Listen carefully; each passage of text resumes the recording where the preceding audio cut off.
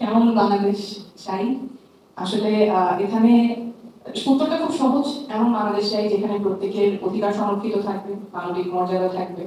খুব বেশি চাওয়া না, কিন্তু এই যে অধিকার সংরক্ষিত থাকা, মানবিক মর্যাদা থাকা, এটা যাতে নির্ভর না করে কার পকেটে কত টাকা আছে, ক্ষমতাসীন কে তাকে চেনে,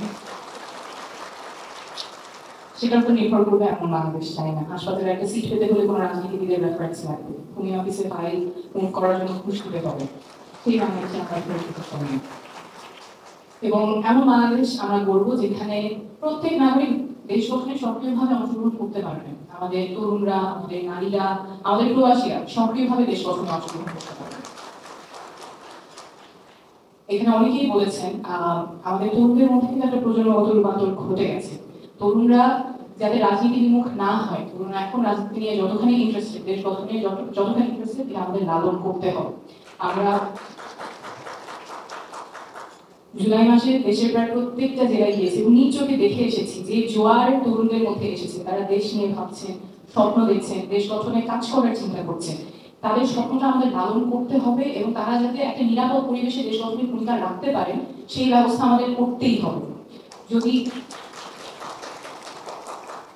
যদি আবারও তরুণদের স্বপ্ন ভঙ্গ হয়, তাদের যদি আবার আশাহত হতে হয়, বারবার রাস্তায় নামতে হয়, যেটা বলেছেন, আমার মনে হয় দেশ আবার একটা সংকটে পড়বো, সেই জায়গায় আমরা যেতে চাই না।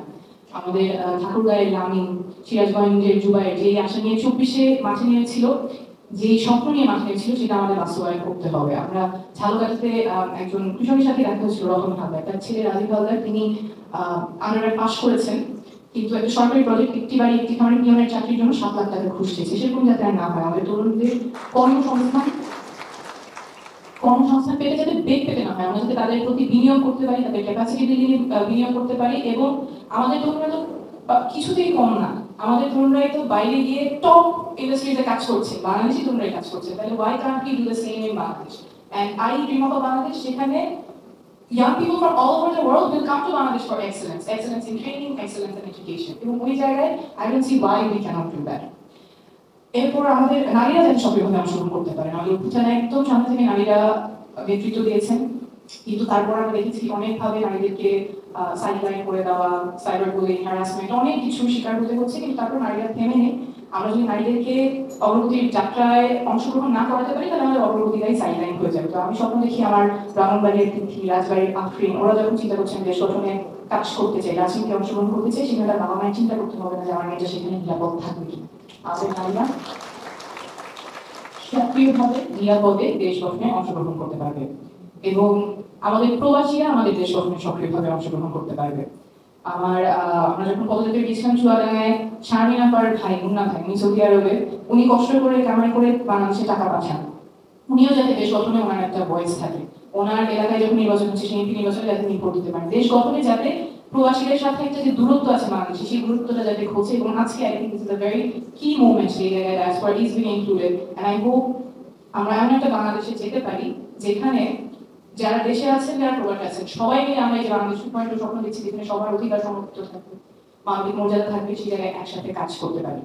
এবং এমন বাংলাদেশ আমরা করবো যেখানে মত পার্থক্য থাকবে, মত বিভেদ থাকবে, কিন্তু পুরনো রাজনীতিতে আমরা ফেরত যাবো না, সহিংসতার রাজনীতিতে আমরা ফেরত যাবো।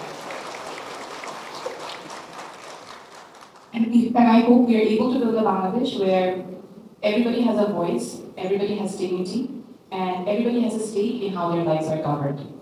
আমি যখন এই কথাগুলো বলি যে মানুষের অধিকার সংরক্ষিত থাকবে, সকলের অধিকার সংরক্ষিত থাকবে, মানবিক মর্যাদা নিশ্চিত হবে, আমাদের তরুণরা, নারীরা, প্রবাসীরা সকলে সক্রিয়ভাবে দেশ গঠনে অংশগ্রহণ করতে পারবে, এমন একটা বাংলাদেশ আমরা করব। এই কথা বলার পর আমাকে বলেন যে এগুলো আসলে সম্ভব না, এগুলো বাস্তব কথা না, এগুলো হওয়ার মতো না। কিন্তু আমি আসলে দেখেছি মানুষ এটার জন্য প্রস্তুত। আমরা জানি যে পথটা অনেক লম্বা, চ্যালেঞ্জ অনেক, কিন্তু মানুষ যখন জাগে তখন ইতিহাস বদলায় এবং আমরা সবাই মিলে একসাথে এবার বাংলাদেশের জন্য ইতিহাসটা বদলায়।